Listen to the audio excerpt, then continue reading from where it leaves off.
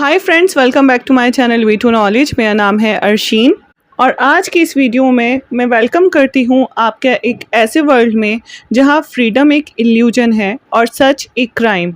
एक ऐसी दुनिया जहाँ लोगों की सोच पर भी हुकूमत हो, जहाँ लोग झूठ को सच मानते हों और सच को झूठ, जहाँ सच और झूठ का फ़र्क सिर्फ एक स्क्रीन डिसाइड करती हो और जहाँ तुम्हारा हर एक लफ्ज़, हर एक सोच रिकॉर्ड हो रहा हो।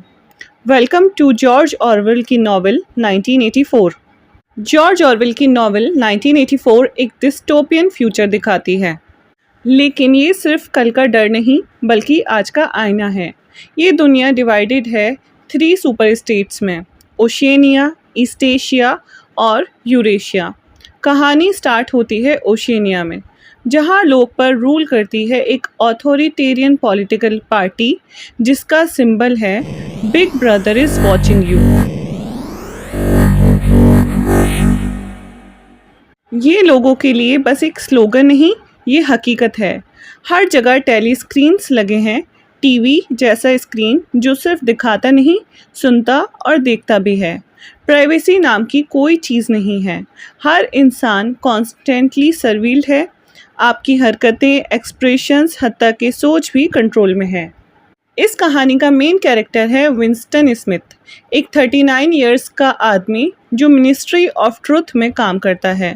पर आयरनी देखो, मिनिस्ट्री ऑफ ट्रुथ का काम है हिस्ट्री को झूठ के हिसाब से बदलना।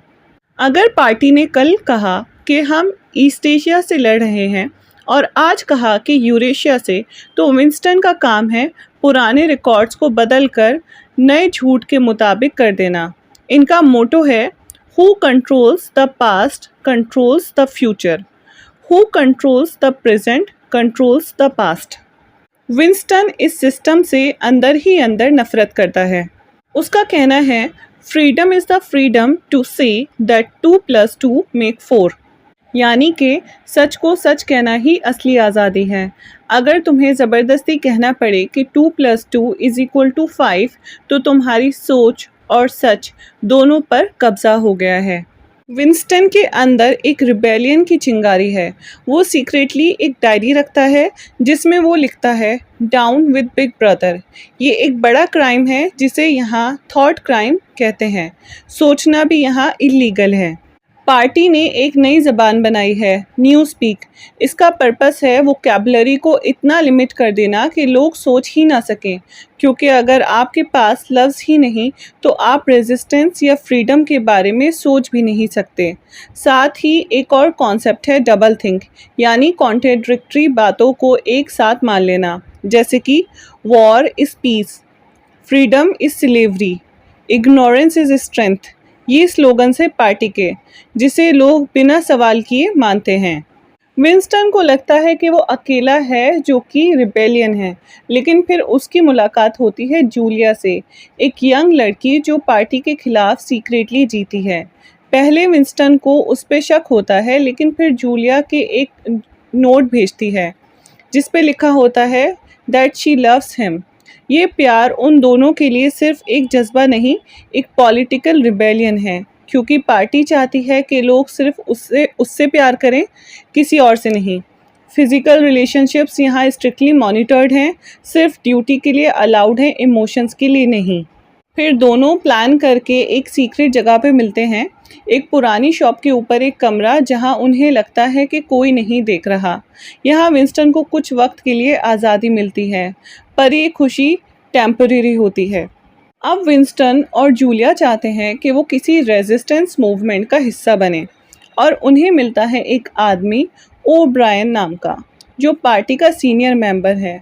विंस्टन को लगता है कि ओब्रायन भी एक सीक्रेटली रिबेलियन जज्बे रखता है अपने अंदर, और वो दोनों उससे मिलकर द ब्रदरहुड नाम के एक सीक्रेट एंटी पार्टी ग्रुप में शामिल होते हैं। ओब्रायन उन्हें एक बुक देता है, इमैनुअल गोल्डस्टीन की बुक, जिसमें बताया गया है कि कैसे पार्टी लोगों को हमेशा वॉर में डाल के कंट्रोल में रखती है। ये बुक विंस्टन के लिए एनलाइटनमेंट होती है, जैसे उसे फाइनली सच मिल गया हो। लेकिन यहाँ पे ट्विस्ट आता है। सब कुछ एक ट्रैप था। जूलिया और विंस्टन दोनों को अरेस्ट कर लिया जाता है। वो जगह जहाँ वो छुप रहे थे, उस कमरे में भी एक टेलीस्क्रीन छुपा होता है। विंस्टन को ले जाया जाता है मिनिस्ट्री ऑफ लव में, जहाँ शुरू होती है मेंटल और फिजिकल टॉर्चर। ओ ब्रायन ही उसका इंटरोगेटर बनता है और बताता है कि ब्रदरहुड गोस्ट इन सब पार्टी का ही झूठ था, सिर्फ रिबेल्स को आइडेंटिफाई करने के लिए। अब विंस्टन को रूम 101 में ले जाया जाता है, जहां हर शख्स को उसका सबसे बड़ा डर फेस करना पड़ता है। विंस्टन के लिए ये डर था चूहों का। उस पर टॉर्चर किया जाता है, इतना ज़्यादा कि वो जूलिया तक को धोखा दे देता है। उसका कहना होता है, do it to Julia, not me. Torture के बाद विंस्टन और जूलिया की आइडेंटिटी, इंडिविजुअलिटी सब कुछ ब्रेक कर दी जाती है। उसका दिमाग पार्टी वॉश कर देती है। वो एक ब्रोकन इंसान बन चुके हैं जो अब सच में बिग ब्रदर से प्यार करते हैं। नॉवेल के एंड में विंस्टन अकेले बैठा होता है और जब वो टीवी पे बिग ब्रदर की स्पीच देखता है तो उसकी आंखों में आंसू शुरू हो जाते हैं और वो कहता है, ही लव्ड बिग ब्रदर। ये मोमेंट डरावना है क्योंकि ये दिखाता है कि सिस्टम ने सिर्फ उसका जिस्म नहीं, उसका दिमाग और रूह भी जीत ली है। जूलिया भी विंस्टन के लिए एक अजनबी बन चुकी है। दोनों इमोशनली नंब हो चुके हैं। अब उनका रिश्ता सिर्फ एक बिटर मेमोरी बन गया है। 1984 एक कहानी नहीं, एक वार्निंग है। ऑरवेल हमें बताता है कि अगर पावर बिना किसी चेक के किसी एक सिस्टम के हाथ में चली जाए, अगर लैंग्वेज, हिस्ट्री और सोच पर कंट्रोल हो जाए, तो आज़ादी नाम का कॉन्सेप्ट ही मिट जाता है।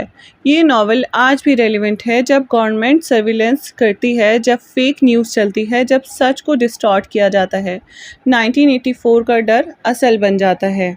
बात करें अगर आज के टाइम की भी, तो हर जगह सीसीटीवी है, हर ऐप सबका डेटा कलेक्ट करती है, न्यूज़ को ट्विस्ट करके दिखाया जाता है और सबसे डेंजरस, लोग क्वेश्चन करना छोड़ चुके हैं। ऑरवेल का लिखा गया 1949 का ये नावल 2025 का सच बन गया है, या फिर ये उनकी कोई प्रिडिक्शन थी जो कि अब सच साबित हो रही है। अगर आप लोगों को लगता है कि हम ऑरवेल की दुनिया में जी रहे हैं, तो कमेंट में लिखिए, freedom is the freedom to say that 2+2 make 4। अगर आप लोगों को मेरा एक्सप्लेनेशन अच्छा लगा है तो लाइक एंड शेयर ज़रूर करें and don't forget to subscribe my channel. And मिलते हैं आपसे नेक्स्ट वीडियो में। Thank you.